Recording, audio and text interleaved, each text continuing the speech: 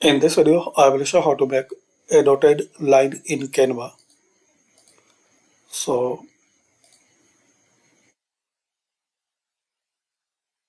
click on this element and search here line. Now select this line, press shift and you can change size.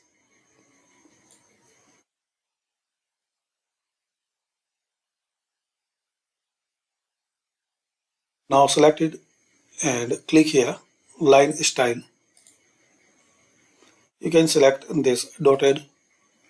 You can change line weight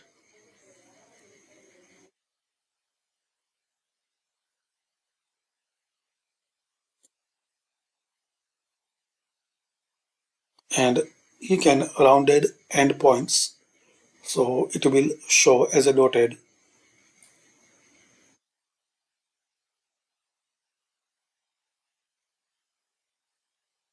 You can change thickness easily from here. So thanks for watching.